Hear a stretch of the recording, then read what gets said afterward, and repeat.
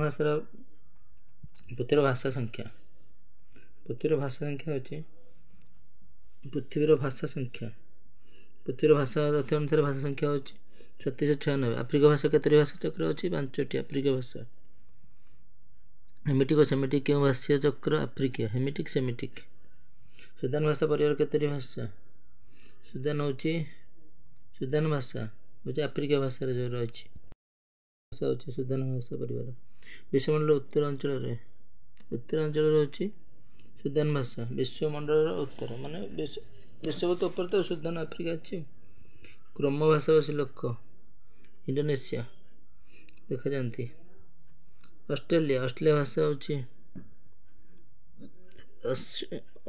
ଅଶ୍ଳିଷ୍ଟ ଯୋଗାତ୍ମକ। Australia ଭାଷା। ଚାଇନାର ରାଷ୍ଟ୍ର ଭାଷା ନାମ ମାଣ୍ଡାରିନ୍ ତ ଚାଇନା ଆଉ। ବାଣ୍ଟୁ ପରିବାର ହେଉଛି ଭାଷାର ଲକ୍ଷଣ କୋମଳ ମଧୁରତା। ଅଶ୍ଳିଷ୍ଟ ଯୋଗାତ୍ମକ ଭାଷା କେତେ ପ୍ରକାର? ଅଶ୍ଳିଷ୍ଟ ଯୋଗାତ୍ମକ ଭାଷା ଏଟା ହେଉଛି 5 ପ୍ରକାର। ସମ୍ବୋଧ ତତ୍ତ୍ୱ ଆଦି ପ୍ରାନ୍ତ ଉଭୟ ସ୍ଥଳ ବ୍ୟବହୃତ ହୋଇଥାଏ। ଯୋଗାତ୍ମକ ଭାଷା ହେଉଛି ପୂର୍ବାନ୍ତ ଯୋଗାତ୍ମକ। ଯେଉଁ ଭାଷାମାନ ମଧ୍ୟରେ ସମ୍ବୋଧ ତତ୍ତ୍ୱରେ 2ଟି ଅକ୍ଷର ମଧ୍ୟରେ ଯୁକ୍ତ ହୋଇଥାନ୍ତି ତା ହେଉଛି ମଧ୍ୟ ଯୋଗାତ୍ମକ। 2ଟି ଅକ୍ଷର ମଧ୍ୟରେ ଯୋଗାତ୍ମକ ଭାଷା। ପଦ ମୂଳ ଶବ୍ଦ ପ୍ରତ୍ୟୟକୁ ନେଇକରି ପଦ କରିଥାଏ। ପଦ ମୂଳ ଧାତୁ ଶବ୍ଦ ପ୍ରତ୍ୟୟକୁ ନେଇ ପଦ। ଆଫ୍ରିକାର ଉତ୍ତର ମଧ୍ୟ ଦକ୍ଷିଣରେ କେଉଁ ଭାଷା? ହେମିଟିକ୍ ପରିବାର। ଆଫ୍ରିକାର ଉତ୍ତରରେ ମଧ୍ୟରେ ଦକ୍ଷିଣରେ। ବ୍ୟଞ୍ଜନ ଧ୍ୱନି ଗୁଡ଼ିକ ଅପରିବର୍ତ୍ତନଶୀଳ। ଇଣ୍ଡୋନେସିଆର ଅପରିବର୍ତ୍ତନ। କେଉଁ ଦେଶର ଭାଷା ପରିବାର ବ୍ୟଞ୍ଜନ ଧ୍ୱନି? ପୌରାଣିକ ମତବାଦ ଅନୁସାରେ ହେମିଟିକ୍ ଭାଷା ଜନକ ହେମ।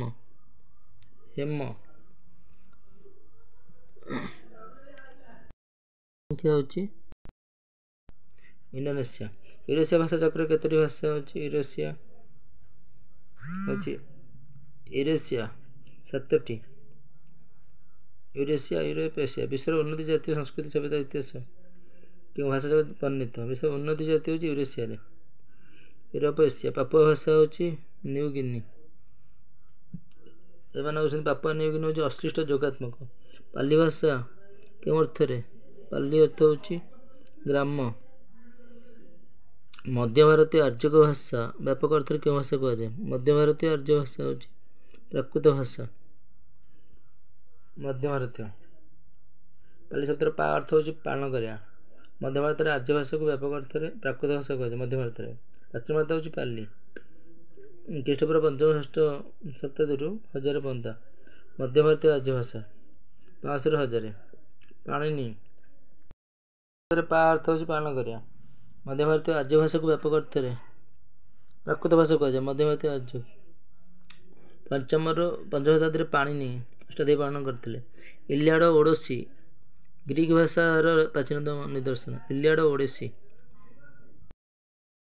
ଅଷ୍ଟ୍ରେଲିଆରେ ଅଷ୍ଟିକ୍ ପରିବାର। ଏସିଆ ମହାଦେଶ ଅଷ୍ଟ୍ରେଲିଆରେ ଅଷ୍ଟ୍ରିକ୍। ଆକୃତି ଦୃଷ୍ଟିରୁ ମୁଣ୍ଡା ଭାଷା ହେଉଛି ଅଶ୍ଳିଷ୍ଟ ଯୋଗାତ୍ମକ। ରାଜପଥର ସବୁଠୁ ବଡ଼ ଭାଷା। ତୋଖାରୀ ଭାଷା ହେଉଛି କେନ୍ତୁମ୍ ବର୍ଗର। କେନ୍ତୁମ୍ ହେଉଛି ତୋଖାରୀ ଭାଷା କେନ୍ତୁମ୍ ପରିବାରର। କକେସସ୍ ଭାଷା ଗୁଡ଼ିକ ହେଉଛି ଯୋଗାତ୍ମକ ଆଉ ଅଶ୍ଳିଷ୍ଟ ଯୋଗାତ୍ମକ। ତୁର୍କୀ ହଙ୍ଗେରୀ ଫିନଲାଣ୍ଡରେ ୟୁରାଲ୍ ଆଲ୍ଟାଇକ୍ ଭାଷା। ସେଇ ହଙ୍ଗେରୀ ତୁର୍କୀ ୟୁରାଲ୍ ପର୍ବତ ଅଛି ଆଉ। ଭାଷା ଜଗତ ୟୁରେସିଆ ଚକ୍ର ସର୍ବାଧିକ ମହତ୍ତ୍ୱପୂର୍ଣ୍ଣ। ବଡ଼ ହେଉଛି ଇଣ୍ଡୋ ୟୁରୋପୀୟ। ମରକ୍କୋ ଠାରୁ ସୁଏଜ୍ କେନାଲ ପର୍ଯ୍ୟନ୍ତ ସେମିଟିକ୍ ଭାଷା। ମରକ୍କୋ ଠାରୁ ସୁଏଜ୍। ଇଣ୍ଡୋନେସିଆ ଭାଷା ସଂଖ୍ୟା 5 କୋଟି। ଡ୍ୟାସ୍ ହେଉଛି ଇଣ୍ଡୋନେସିଆ। କଇ ହେଉଛି ସାହସିକ ଭାଷା। ଦ୍ରାବିଡ଼ ପରିବାର ଭାଷା। ନର୍ମଦା ଗୋଦାବରୀ। ପେରିନିଜ୍ ପର୍ବତମାଳା ହେଉଛି ପଶ୍ଚିମ ଭାଗରେ। ଆଂଶିକ ପ୍ରଶ୍ଳିଷ୍ଟ ଯୋଗାତ୍ମକ। ଏକାକ୍ଷର ପରିବାର ହେଉଛି ଚାଇନା ପରିବାର। ଏକାକ୍ଷର। ୟୁରେସିଆ ଚକ୍ରରେ 7ଟି ଭାଷା ରହିଛି। ୟୁରେସିଆ। ମାଲେସିଆ ଫିଜି ଦ୍ୱୀପ ହେଉଛି ମାଲେସିଆନ୍ ପରିବାର। ମାଲେସିଆ ଫିଜି ଦ୍ୱୀପ। ଅଷ୍ଟ୍ରେଲିଆ ଟାସମାନିଆ ଦ୍ୱୀପପୁଞ୍ଜର ଅଷ୍ଟ୍ରେଲିଆନ୍ ଭାଷା। ଇଣ୍ଡୋନେସିଆ ଭାଷା ପରିବାର ହେଉଛି ଦକ୍ଷିଣ ଆଫ୍ରିକାର ହେଉଛି ଉତ୍ତର ମଧ୍ୟ ଭାଗରେ ହେମିଟିକ୍ ଭାଷା। ଦକ୍ଷିଣ ହେଉଛି ହେମ। ନୌହଙ୍କ ଦ୍ୱିତୀୟ ପୁତ୍ର ହେମିଟିକ୍। ସୁଦାନ ପରିବାର 435 ଭାଷା। ପୃଥିବୀର ଭାଷା ସମୂହକୁ ବିଭକ୍ତ କରାଯାଇଛି। ଧର୍ମାଧାର ସ୍ଥାନ ପାଇଥିବା ଖ୍ରୀଷ୍ଟିଆନ ଭାଷା ହିନ୍ଦୁ ଭାଷା। ଧର୍ମ ଆଧାର। ଆକୃତି ଆଧାର ଭାଷାରେ ଅଯୋଗାତ୍ମକ ଯୋଗାତ୍ମକ। ଆକୃତି ଆଧାର ଭାଷାର ନାମ। ପଦ ହେଉଛି ମୂଳ ଧାତୁ ଶବ୍ଦ ପ୍ରତ୍ୟୟ 2 ପ୍ରକାର ପଦ। ବାଣ୍ଟୁ ପରିବାର ହେଉଛି ବିଶ୍ୱମଣ୍ଡଳୀ ଅଞ୍ଚଳ। ବିଶ୍ୱ ମାନେ ଏଇ ଆମର ସୁଦାନ ଭେଦାନ ଏସବୁ ବିଶ୍ୱମଣ୍ଡଳୀ। ବାଣ୍ଟୁ ପରିବାର। ଡ୍ୟାସ୍ ଡ୍ୟାସ୍ ବାଣ୍ଟୁ ପରିବାର ଭାଷା ଲକ୍ଷଣ। କୋମଳତା ମଧୁରତା। କୋମଳତା ମଧୁରତା। ଦକ୍ଷିଣ ଆଫ୍ରିକାରେ ଅରେଞ୍ଜ ନଦୀ ଠାରୁ ନଗାମୀ ହ୍ରଦ ପର୍ଯ୍ୟନ୍ତ। ବୁସ୍ମ୍ୟାନ୍ ଭାଷା। ଅରେଞ୍ଜ ନଦୀ ସାଧାରଣତଃ କୌଣସି ଭାଷାର ଶବ୍ଦ ସମୂହକୁ ସ୍ଥୂଳତଃ ଡ୍ୟାସ୍ ଭାବରେ ବିଭକ୍ତ କରାଯାଇଛି। ଶବ୍ଦ ସମୂହକୁ 10ଟି ବର୍ଗରେ ବିଭକ୍ତ କରାଯାଇଛି। ଭାଷାର ଶବ୍ଦକୁ 10 ଭାଗରେ ବିଭକ୍ତ କରାଯାଇଛି। ପୋଥିର ଭାଷା ସଂଖ୍ୟା ହେଉଛି 796। କୌଣସି ଭାଷା ଶବ୍ଦକୁ 10ଟି ଭାଗରେ ବିଭକ୍ତ କରାଯାଇଛି। ପୋଥିର ଭାଷାକୁ କେତୋଟି ଆଧାରରେ? 7ଟି ଆଧାରରେ। ମହାଦେଶ ଆଧାରରେ ଏସୀୟ, ୟୁରୋପୀୟ, ଆଫ୍ରିକୀୟ, ଆମେରିକୀୟ, ଅଷ୍ଟ୍ରୀୟ ଭାଷାଗୋଷ୍ଠୀ, ଆମେରିକା ଭାଷାଗୋଷ୍ଠୀ, ଆଫ୍ରିକୀୟ, ୟୁରୋପୀୟ, ଏସିଆ। 5ଟି। ଏସିଆ, ୟୁରୋପୀୟ, ଆଫ୍ରିକୀୟ, ଆମେରିକୀୟ, ଅଷ୍ଟ୍ରେଲିଆ। ପୋଥିର ଭାଷା ସଂଖ୍ୟା 796। ଦେଶ ଆଧାରରେ ହେଉଛି ଚାଇନୀୟ, ତିବ୍ଦତୀୟ, ଜାପାନ ଭାଷୀ। ତାପରେ ହେଉଛି ଆରବିକି, ତାପରେ ଚୈନିକ ଭାଷା, ଜାପାନୀ, ଆରବିକି ଭାଷା, ଆଉ ଭାରତୀୟ ଭାଷା, ଆଉ ତୃତୀୟ ଭାଷା। ଧର୍ମ ଆଧାର ହେଉଛି ଖ୍ରୀଷ୍ଟିଆନ, ହିନ୍ଦୁ ଭାଷା, ଆଉ ଜାବନିକ ବା ଇସଲାମ ତାକୁ କହନ୍ତି ଭାଷା। ଦେଶ ଆଧାରରେ ଧର୍ମ ଆଧାର ଜାବନିକ ବା ଇସଲାମ, ଖ୍ରୀଷ୍ଟିଆନ, ହିନ୍ଦୁ ଭାଷା। କାଳ ଆଧାରରେ ପ୍ରାଚୀନ ଭାରତୀୟ ଆର୍ଯ୍ୟ ଭାଷା, ମଧ୍ୟ ଭାରତୀୟ ଆର୍ଯ୍ୟ ଭାଷା, ନବୀନ ଭାରତୀୟ ଆର୍ଯ୍ୟ ଭାଷା, ପଞ୍ଚମ ଶତାବ୍ଦୀର ଭାଷା, ଦଶମ ଶତାବ୍ଦୀର ଭାଷା, ପଞ୍ଚମ ଶତାବ୍ଦୀର ଭାଷା। ପଞ୍ଚମ, ଦଶମ, 1500, 1000, 1500। ଆକୃତି ଆଧାର ଭାଷା ହେଉଛି ଅଯୋଗାତ୍ମକ ଭାଷା, ଯୋଗାତ୍ମକ ଭାଷା। ଆକୃତି ଆଧାରରେ ଯୋଗାତ୍ମକ, ଅଯୋଗାତ୍ମକ ଭାଷା। ଆଧାରରେ ସଂସ୍କୃତ ପ୍ରଭାବିତ ଭାଷା, ଇଂରାଜୀ ପ୍ରଭାବିତ ଭାଷା, ଫରାସୀ ପ୍ରଭାବିତ ଭାଷା, ଆଉ ଦ୍ରାବିଡ଼ ପ୍ରଭାବିତ ଭାଷା। ଇଂରାଜୀ, ଫରାସୀ ପ୍ରଭାବିତ ଭାଷା। ପାରିବାରିକ ଆଧାର ହେଉଛି ଇଣ୍ଡୋ ୟୁରୋପୀୟ, ଏକାକ୍ଷରୀ, ସେମିଟିକ୍, ଦ୍ରାବିଡ଼ ପରିବାର, କକେସସ୍ ପରିବାର। କକେଶ ହେଉଛି କକେଶ ପର୍ବତମାଳା। ଇଣ୍ଡୋ ୟୁରୋପୀୟ, ୟୁରୋପ। ଏକାକ୍ଷରୀ ହେଉଛି ଭାରତ ବି ଇଣ୍ଡୋ ୟୁରୋପରେ ଯାଉଛି। ଦ୍ରାବିଡ଼ ପରିବାର ହେଉଛି ସେପଟେ ତାମିଲନାଡ଼ୁ, ସେପଟେ ତଳ। ହାଙ୍ଗ ବୋଲ୍ଟ ଆକୃତି ଦୃଷ୍ଟିରୁ 3ଟି ଭାଗରେ ବିଭକ୍ତ କରାଯାଇଥିଲା। ଅଯୋଗାତ୍ମକ, ସଂଯୋଗାତ୍ମକ, ଅଭିଶେଷାତ୍ମକ। ହାଙ୍ଗ ବୋଲ୍ଟ ଅନୁଯାୟୀ ପଦ କିପରି ବର୍ତ୍ତିବ? ପଦ ମୂଳ ଧାତୁ ଶବ୍ଦକୁ ନେଇ ପଦ ବର୍ତ୍ତିବ। ମୂଳ ଧାତୁ ଆଉ ଶବ୍ଦ, ମୂଳ ଧାତୁ ଓ ପ୍ରତ୍ୟୟକୁ ନେଇକି। ଭାଷାର ଆକୃତିଗତ ପାର୍ଥକ୍ୟ ହେଉଛି ଶବ୍ଦ ପ୍ରତ୍ୟୟର ବିନ୍ୟାସ ପଦ୍ଧତିର ବୈଚିତ୍ର୍ୟ ଯୋଗୁଁ ପାର୍ଥକ୍ୟ ଆକୃତିଗତ ଦେଖାଯିବ। ଶବ୍ଦ ପ୍ରତ୍ୟୟର ବିନ୍ୟାସ। ସ୍ଥାନ ପ୍ରଧାନ ଭାଷା ହେଉଛି କ'ଣ? ତାର ସ୍ଥାନ ପ୍ରଧାନ ଭାଷା ହେଉଛି ଗୋଟେ ବାକ୍ୟର ଶବ୍ଦର ବାକ୍ୟ ବିଶେଷ, ବିଶେଷଣ କ୍ରିୟା, ବିଶେଷଣ ଆଦି ରୂପରେ ବ୍ୟବହୃତ ହେବାକୁ ସ୍ଥାନ ପ୍ରଧାନ ଭାଷା କୁହାଯାଏ। ସ୍ଥାନ ପ୍ରଧାନ। ପଦ କିପରି ବର୍ତ୍ତିବ? ପଦ ମୂଳ ଧାତୁ ପ୍ରତ୍ୟୟ। ଚାଇନା ଭାଷା 2ଟି ସ୍ଥାନ ପ୍ରଧାନ ଭାଷା ଉଦାହରଣ। ତାଲେନ୍ ବଡ଼ ଲୋକ, ଲେନ୍ତା ଲୋକଟି ବଡ଼ ଅଟେ। ଚାଇନା ଭାଷା 2ଟି ସ୍ଥାନ ତାଲେନ୍, ଲେନ୍ତା। ଚାଇନା ଭାଷା 2ଟି ସ୍ଥାନ ପ୍ରଧାନ ଭାଷାର ଉଦାହରଣ। ତାଲେନ୍ ଉଦାହରଣ ହେଉଛି ତାଲେନ୍ ବଡ଼ ଲୋକ, ଲେନ୍ତା ହେଉଛି ଛୋଟ ଲୋକଟି ବଡ଼। ପ୍ରଶିଷ୍ଟ ଯୋଗାତ୍ମକ ହେଉଛି ଆର୍ତ୍ତବ, ଶୈଶବ। ଅଶ୍ଳିଷ୍ଟ ହେଉଛି ମାନେ ଚିହ୍ନି ହୁଏନି, ସେମାନଙ୍କୁ ସ୍ୱତନ୍ତ୍ର ଚିହ୍ନି ହୁଏ ନାହିଁ। ଆର୍ତ୍ତବ, ଶୈଶବ ଚିହ୍ନି ହେବନି, କିନ୍ତୁ ଅଶ୍ଳିଷ୍ଟ ଯୋଗାତ୍ମକ ହେଉଛି ତିଳମଣ୍ଡଳ ପରି ମିଶ୍ରଣ କରିଥାଏ, ଯାହାଦ୍ୱାରା 2ଟି ସ୍ପଷ୍ଟ ବାରି ହୋଇପଡ଼ନ୍ତି। ଅଶ୍ଳିଷ୍ଟ ଯୋଗାତ୍ମକ। ପ୍ରଶ୍ଳିଷ୍ଟ ଆର୍ତ୍ତବ, ଶୈଶବ, ଆର୍ଷ, ସମ୍ବନ୍ଧ ତତ୍ତ୍ୱ। ମଧ୍ୟ ଯୋଗାତ୍ମକ ଭାଷା ମଧ୍ୟରେ 2ଟି ଅକ୍ଷର ମଧ୍ୟରେ ଯୁକ୍ତ ହୋଇଥାନ୍ତି। 2ଟି ଅକ୍ଷର ମଧ୍ୟରେ। ପୂର୍ବାନ୍ତ ଯୋଗାତ୍ମକ। ଅନ୍ତର୍ମୁଖୀ ଶ୍ଳିଷ୍ଟ ଭାଷା ହେଉଛି ସେମିଟିକ, ହେମିଟିକ ହେଉଛି ଅନ୍ତର୍ମୁଖୀ ଶ୍ଳିଷ୍ଟ। ଆଫ୍ରିକା ଭାଷା ହେଉଛି ବୁସ୍ମ୍ୟାନ୍, ବାଣ୍ଟୁ, ସୁଦାନ, ହେମିଟିକ୍, ସେମିଟିକ୍। ଏହିସବୁ ଆଫ୍ରିକା ଭାଷା ହେଉଛି ହେମିଟିକ୍, ସେମିଟିକ୍। 5ଟି ଭାଷା ରହିଛି। ସେମିଟିକ୍, ବାଣ୍ଟୁ, ସୁଦାନ 5ଟା ଭାଷା ତ ଆଫ୍ରିକା ଭାଷା। ବୁସ୍ମ୍ୟାନ୍, ବାଣ୍ଟୁ, ସୁଦାନ, ହେମିଟିକ୍, ସେମିଟିକ୍। ବାଣ୍ଟୁ ପରିବାର ହେଉଛି ଦକ୍ଷିଣ ଆଫ୍ରିକା ବିଶ୍ୱମଣ୍ଡଳ ଅଞ୍ଚଳ। ଦକ୍ଷିଣ ଆଫ୍ରିକାର ମାନେ ବିଶ୍ୱପଥ ତଳକୁ। ଦକ୍ଷିଣ ଆଫ୍ରିକା ବାଣ୍ଟୁ ଭାଷା ଦକ୍ଷିଣ ଆଫ୍ରିକା ବିଶ୍ୱମଣ୍ଡଳ ଅଞ୍ଚଳ ବାଣ୍ଟୁ ପରିବାର ଭାଷା। ବାଣ୍ଟୁ ପରିବାର ଭାଷା ଲକ୍ଷଣ ହେଉଛି କୋମଳତା, ମଧୁରତା। ଏ ଭାଷା ଲକ୍ଷଣ। ବୁସମ୍ୟାନ୍ ପରିବାର ହେଉଛି ଦକ୍ଷିଣ ଆଫ୍ରିକା ଅରେଞ୍ଜ ନଦୀ ଠାରୁ ନଗାମୀ ହ୍ରଦ ପର୍ଯ୍ୟନ୍ତ। ବୁସମ୍ୟାନ୍ ପରିବାର ଦକ୍ଷିଣ ଆଫ୍ରିକା ଅରେଞ୍ଜ ନଦୀ ଠାରୁ ନଗାମୀ ହ୍ରଦ ପର୍ଯ୍ୟନ୍ତ ହେଉଛି ବୁସମ୍ୟାନ୍ ପରିବାର। ସୁଦାନ ପରିବାର ହେଉଛି 435ଟି ଭାଷା ସୁଦାନ ପରିବାର। ଭାଷା ଏହି ଭାଷା ବିଶ୍ୱମଣ୍ଡଳ ଉତ୍ତରାଞ୍ଚଳରେ ଗଠିତ ହୋଇଥାଏ। ସୁଦାନ ପରିବାର।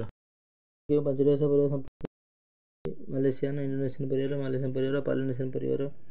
ଭାଷାବିଦଙ୍କ ମତରେ କେଉଁ 3ଟି ଭାଷା ବିଶ୍ୱ ସଭ୍ୟତାର ସହସ୍ର ବର୍ଷ ଧରି ଆର୍ଯ୍ୟ ଚାଇନା ସେମିଟିକ୍ ଭାଷା ପରିବାର ବିଶ୍ୱ ସଭ୍ୟତାର ସହସ୍ର ବର୍ଷ ଧରି ଗଠିତ ହେଉଛି। ଚାଇନା ସେମିଟିକ୍ ଭାଷା ଯେଉଁ ଆଫ୍ରିକୀୟ ଆର୍ଯ୍ୟ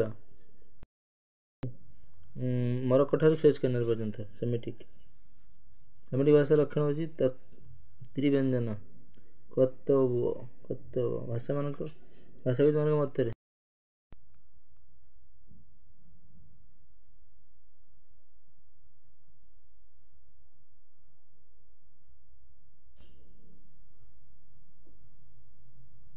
କର୍ମ ଭାଷା ନିଚ ହେଉଛି ନଗୋକ ଭାଷା ବ୍ୟବହାର କରିଥାନ୍ତି। ଇଣ୍ଡୋନେସିଆର ହେଉଛି ଭାଷା ଶାଖା ଗୁଡ଼ିକ ହେଉଛି ମାଲୟ ଏସବୁ ମେନ୍ ନୋକ କ୍ରୋମ ଏରା ସବୁ ଭାଷା ପରିବାର।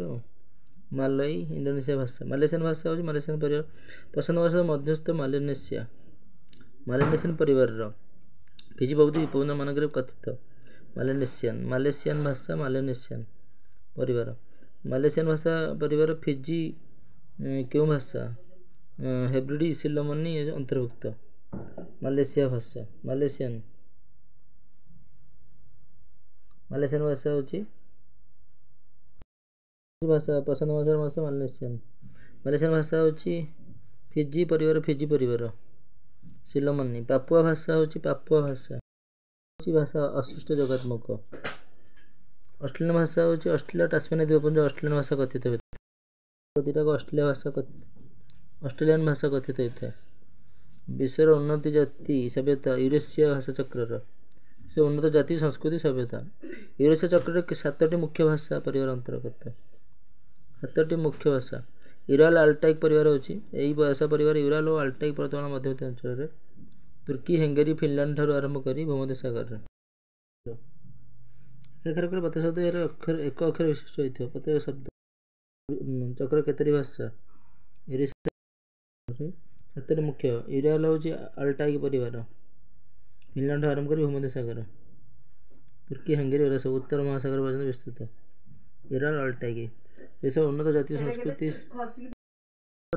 ପ୍ରତ୍ୟୟ ଶବ୍ଦ ହେଉଛି ଏହାର ଅକ୍ଷର ବିଶିଷ୍ଟ ହୋଇଥିବାରୁ ଶବ୍ଦ ଏହାର ଏକ ଅକ୍ଷର ବିଶିଷ୍ଟ ହୋଇଥିବାରୁ ଏକାକ୍ଷର କହେ। କେହି ଏହାକୁ ଚାଇନା ପରିବାର କହିଥାନ୍ତି। ଏକାକ୍ଷର ପରିବାର ଚୀନ ତିବ୍ଦତ ଶ୍ୟାମ ବ୍ରହ୍ମଦେଶ ଚୀନ ତିବ୍ଦତ ଶ୍ୟାମ ଓ ନେପାଳ ବ୍ରହ୍ମଦେଶରେ ଏଇଟା କଥିତ ହୁଏ। ଶ୍ୟାମ ଦକ୍ଷିଣ ଭାରତ ନର୍ମଦା ଗୋଦାବରୀ ନଦୀ ଭିତରେ ଅନିର୍ଦ୍ଦିଷ୍ଟ ଭାଷା କହିଲେ ହେଉଛି କୌଣସି ପରିବାର ଅନ୍ତର୍ଭୁକ୍ତ କରାଯାଏ ନାହିଁ। ଭାଷା ଲୋପ ପାଇଲାଣି। ଇଣ୍ଡୋ ୟୁରୋପୀୟ ହେଉଛି ଭାଷା ହେଉଛି ଶିଷ୍ଟ ଯୋଗାତ୍ମକ। ଗୋଟେ ତ ଶିଷ୍ଟ ଯୋଗାତ୍ମକ ଗୋଟେ ଅଶିଷ୍ଟ ଯାହାଫଳରେ ଇଣ୍ଡୋ ୟୁରୋପୀୟ ହେଉଛି ଭାରତ ବି ଇଣ୍ଡୋ ୟୁରୋପୀୟ ସବୁଠୁ ବଡ଼ ଭାଷା ହେଉଛି ବଡ଼ ପରିବାର ଇଣ୍ଡୋ ସୁଏଜ କେନାଲ ପର୍ଯ୍ୟନ୍ତ ହେଉଛି ସେମିଟିକ୍। ହେମିଟିକ୍ ଭାଷା ହେଉଛି ଅନେକ ସାମଞ୍ଜସ୍ୟ ଭାଷା ଦେଖିବାକୁ ମିଳେ। ସାରା ବହୁ ଅଞ୍ଚଳରେ ଭାଷା କଥିତ ହୁଏ। ହେମିଟିକ୍ ବ୍ୟଞ୍ଜନ ସ୍ୱର ପରିବର୍ତ୍ତନ ଦ୍ୱାରା ଅର୍ଥତତ୍ତ୍ୱ ସମ୍ବନ୍ଧ ଲିଙ୍ଗ ଭେଦରେ ଏହି ଭାଷା କଥିତ ହୋଇଥାଏ। ଆର୍ଯ୍ୟ ଚାଇନା ସେମିଟିକ୍ ଭାଷା ପରିବାର ଆର୍ଯ୍ୟ ଚାଇନା ଏସବୁ ସେମିଟିକ୍। ମରକ୍କୋ ଠାରୁ ସେମିଟିକ୍ ଭାଷା ସୁଏଜ କେନାଲ ଆର୍ଯ୍ୟମାନେ ସେଠୁ ଆସିଥିଲେ ଆଉ ଲିଙ୍ଗ ଭେଦରେ ଭାଷା କଥିତ ଏହି ପରିବାର ଭାଷାଟି ଅତୀବ ମହତ୍ତ୍ୱପୂର୍ଣ୍ଣ। ଆର୍ଯ୍ୟ ଚାଇନା ସେମିଟିକ୍ ଭାଷା ପରିବାର 600 ବର୍ଷ ଧରି ବିଶ୍ୱ ସଭ୍ୟତାର ମାଧ୍ୟମ ହୋଇ ଆସିଛି। ଭାଷା ହେଉଛି ଇଣ୍ଡୋ ଭାରତୀୟ ଶାଖାରେ କେତେକ ଆର୍ଯ୍ୟ ଭାରତୀୟ ଆଡ଼କୁ ଅଗ୍ରସର ହୋଇଥିଲା। ବିଭିନ୍ନ ଦଳ ଆସିଥିଲେ। ଭାଷାବିତମାନେ ମତ ଦିଅନ୍ତି 10,000 ବର୍ଷ ବେଳକୁ ଆର୍ଯ୍ୟମାନେ ଭାରତବର୍ଷ ଆସି ଭାରତୀୟ ଆର୍ଯ୍ୟ ସୃଷ୍ଟି କରିଥିଲେ। ଆର୍ଯ୍ୟ ଭାରତବର୍ଷକୁ ଆସିଥିଲେ। 3 ଭାଗରେ ଭିତ କରାଯାଇଛି। ପ୍ରାଚୀନ ଭାରତୀୟ ଆର୍ଯ୍ୟ ଭାଷା 1500-500 ମଧ୍ୟ ଭାରତୀୟ ଆର୍ଯ୍ୟ ଭାଷା 500ରୁ 1000 ଆଧୁନିକ ଭାରତୀୟ ଭାଷା ହେଉଛି 100ରୁ ଆଜି ପର୍ଯ୍ୟନ୍ତ। ଆର୍ଯ୍ୟ ଭାଷା ବୈଦିକ ଭାଷା ତ ହେଉଛି ପୁରା 1500 800, ପାଲି ହେଉଛି 500 ରୁ 200, ମଧ୍ୟ ଭାରତ ହେଉଛି 500 ରୁ 100, ଆଧୁନିକ ଭାରତ ହେଉଛି 100 ରୁ ଆଦି ପର୍ଯ୍ୟନ୍ତ। ବୈଦିକ ସଂସ୍କୃତି ଶ୍ରେଷ୍ଠ ଯୋଗାତ୍ମକ 3ଟି ଲିଙ୍ଗର ବ୍ୟବହାର ଅଛି, ପୁଲ୍ଲିଙ୍ଗ, କ୍ଳିବଲିଙ୍ଗ, ସ୍ତ୍ରୀଲିଙ୍ଗ। ତାପରେ ଏଥିରେ 3 ବଚନ ବ୍ୟବହାର ଦେଖାଯାଏ, ଏକ ବଚନ, 2 ବଚନ, ବହୁ ବଚନ।